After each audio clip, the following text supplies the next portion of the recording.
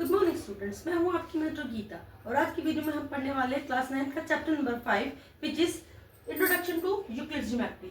इस चैप्टर को शुरू करने से पहले हम इस चैप्टर को समझ लेते हैं। बेसिकली ये चैप्टर जो है थ्योरेटिकल है, इसमें कुछ भी करने लायक नहीं है, सिर्फ समझने और लिखने वाला है। तो हम सबसे पहले समझ लेते हैं कि जिसमें यहाँ बात हो रही है जियोमेट्री की। तो जियोमेट्री क्या है? जियोमेट्री जो है आपके दो शब्दों से मिलकर बना है, जियो और मैट्री।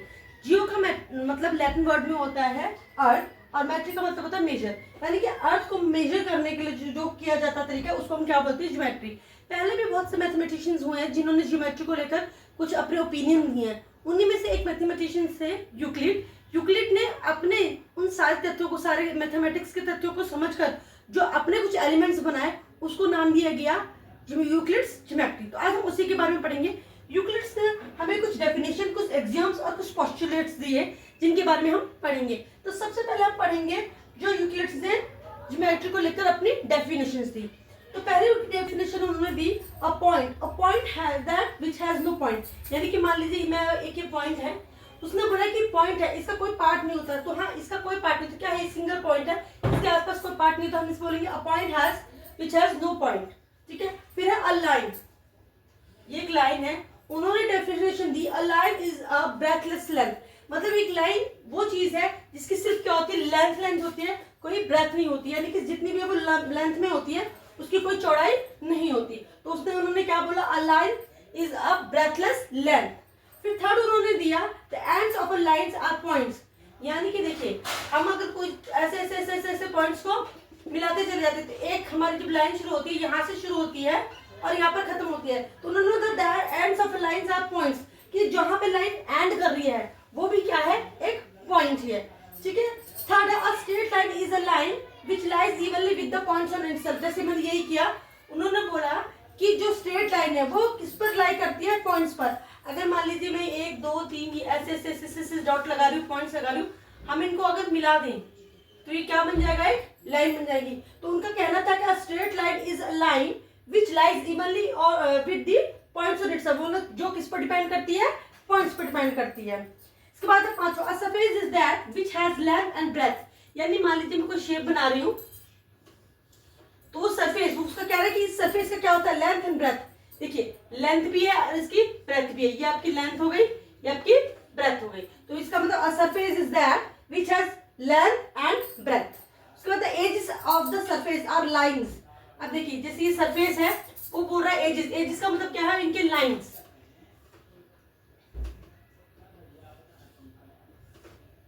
ये एजेस जो है वो क्या है? लाइंस हैं, क्योंकि देखिए आप इस पॉइंट से इस पॉइंट को मिला दिया, आपकी एक लाइन बन गई। इस एजेस को इस एजेस से मिला दिया तो भी आपकी एक लाइन बन गई। तो जो एजेस हैं वो सरफेस की क्या है? लाइंस हैं। नेक्स्ट उन्होंने बोला a plane surface is a surface which lies evenly with the straight lines on itself. अब प्लेन सरफेस क्या है? जो किस पर लाई करता है? स्ट्रेट लाइन पे। जैसे सरफेस है, ये एक लाइन ये हो गई, एक लाइन ये हो गई, एक लाइन ये हो गई, एक लाइन ये हो गई, इनको मिलाकर आपका क्या बन रहा है? एक सरफेस बन रहा है। तो इनके कहने का मतलब है कि अब प्लेन सरफेस किस पे लाई करता है? लाइंस के ऊपर जो है लाई करता है। ये इन्होंने कुछ 7 डेफिनेशंस दी हैं जो इस पूरे चैप्टर में आपको काम आएंगी, जिन्हें आप बहुत अच्छे तरीके से लर्न कर लेना है। अब हम डेफिनेशंस के बाद इनके पढ़ेंगे एग्जाम्स की, इनके एग्जाम्स क्या थे। ओके स्टूडेंट्स, अभी हमने पढ़ा था यूक्लिड्स की डेफिनेशंस को, अब हम पढ़ेंगे यूक्लिड्स के दिए हुए कुछ एग्जाम्स और पोस्टुलेट्स को। अब आप कहेंगे मैडम कि एक्सियम्स और पोस्टुलेट्स है क्या?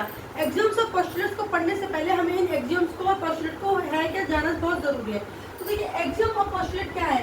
एक्चुअली एक्सियम और पोस्टुलेट वो स्टेटमेंट्स है, कुछ स्टेटमेंट्स है। क्या है ये? स्टेटमेंट्स है जो जिनका की कोई प्रूफ नहीं है, जिनका कोई प्रूफ नहीं है, लेकिन ये क्या है? यूनिवर्सल ट्रूथ है, ये पूरे यूनिवर्स में मानी ही जाती है। इनको आप प्रूफ नहीं कर सकते, लेकिन फिर भी क्या है? ये यूनिवर्सल ट्रूथ है। तो चलिए पहले हम पढ़ते हैं यूक्लिड्स के एग्जाम्स। यूक्लिड के पहले एग्जाम्स में कह रहा है things which are equal to same things equal to one another. ठीक है। चलिए जैसे मान लीजिए मैं ये बोलती हूँ कि ए जो है बी के इक्वल है, ठीक है, और पी क्या है? वो भी आपका बी के इक्वल है। मैंने बोला things which are equal to the same things equal to one another, यानी एक चीज जो दूसरे के बराबर है वो एक दूसरे के भी क्या है? बराबर है। तो जैसे मान लीजिए ए इक्वल क्या है? बी के, और पी भी इक्वल क्या है? बी के। तो इसका मतलब क्या है? ए भी इक्वल क्या होगा? पी के। तो ए भी क्या होगा? इक्वल पी के। यही वो अपने पहले एग्जाम्स में कह रहा है, ठीक है। चलिए अब दूसरे एग्जाम्स में क्या कह रहा है, दूसरे एग्जाम में बोल रहा है if equals are added to equals the wholes are equals. Equals मान लीजिए मैंने यहाँ पर लिया आपका 2, यहाँ पर भी मैंने लिया 2 क्या है 2 के इक्वल है। अगर मैं 2 में क्या कर देती हूँ 1 ऐड कर देती हूँ, ठीक है, तो ये क्या हो जाता है 3 हो जाता है, ठीक है। और यहाँ पर भी यहाँ मैंने 1 ऐड किया तो मैं यहाँ पर भी क्या ऐड कर रही हूँ 1 ऐड कर रही हूँ, तो ये भी क्या हो जाता है 3 हो जाता है।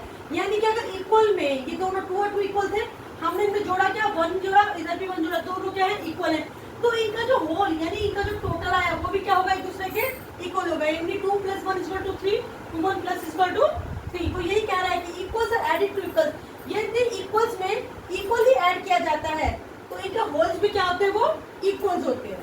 ओके स्टूडेंट्स, चलिए अब थर्ड स्टेटमेंट पढ़ते हैं। इसकी थर्ड स्टेटमेंट में कह रहा है if equals are subtracted from equals the remainders are equals. अब वो देखिए जैसे ये 3 है, यहाँ पे भी मैंने आपका 3 लिया, ये दोनों इक्वल है। अगर मैं यहाँ 3 में से 1 माइनस कर देती हूँ और इधर भी 3 में से मैं 1 माइनस कर देती हूँ, तो मुझे क्या मिलता है 2, यहाँ भी मुझे क्या मिलता है 2। यानी कि अगर मैंने यहाँ पर 3 लिया, 3 दोनों सेम है, उनमें से सेम इक्वल ही, मानी कि यहाँ भी -1 किया है, यहाँ भी मैंने 1 माइनस किया है, तो जो इनका आंसर आया है, जो इसका रिमाइंडर आया है वो भी क्या है इक्वल है। तो इसका मतलब कि इक्वल्स में से अगर हम इक्वली सब्ट्रैक्ट करते हैं तो हमारा रिमाइंडर भी क्या होगा इक्वल होगा।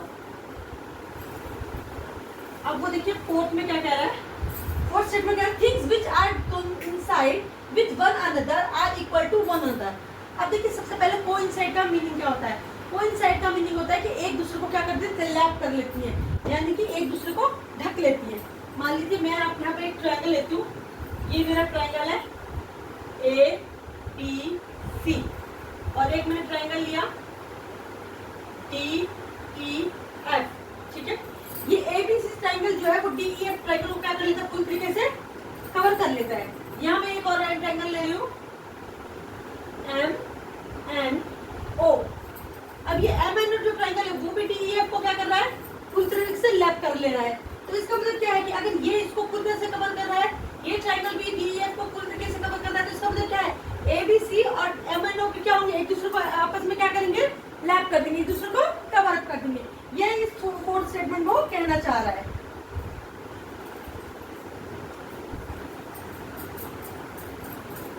अब देखिए पांचवें स्टेटमेंट को क्या कह रहा है, the whole is greater than the part. Whole का मतलब पूरी कंप्लीट चीज, मान लीजिए ये पूरा होल है यानी एक ये रोटी है, ठीक है। अब अगर इस रोटी में से मैंने ये आधा हिस्सा, ठीक है, ये आधी रोटी खा ली, ठीक है, तो ये आधे जो है वो क्या होगा होल का कम होगा, यानी कि होल जो है हमेशा हाफ का क्या होगा आधे का क्या होगा ग्रेटर होगा। होल जो है हमेशा पार्ट, यानी ये क्या है ये पार्ट है, अगर मैं इसके 4 पार्ट भी करूं, अगर मैं इसमें से एक हिस्सा भी लेती हूँ तो ये होल जो होगा उस एक हिस्से का क्या होगा ग्रेटर होगा। आधा भी ले रही हूँ तो वो होल जो उस हाफ का क्या होगा ग्रेटर होगा। तो वो यही कहना चाह रहा है कि the whole is greater than the part. अब देखिए सिक्स्थ स्टेटमेंट वो क्या कह रहा है, things which are added to the same things are equal to another.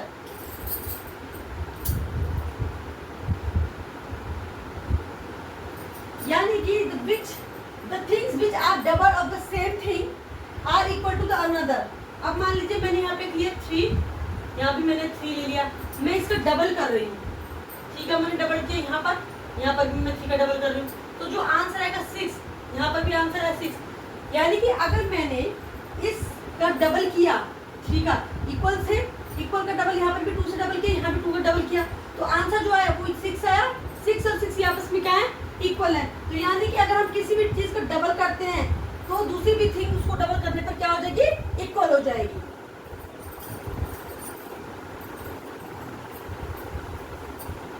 अब नेक्स्ट है 7, things which are half of the same thing are equal to the one another. अगर कोई किसी चीज की आधी है, ठीक है, मान लीजिए मैंने ये 4 लिया, यहाँ भी 4 लिया,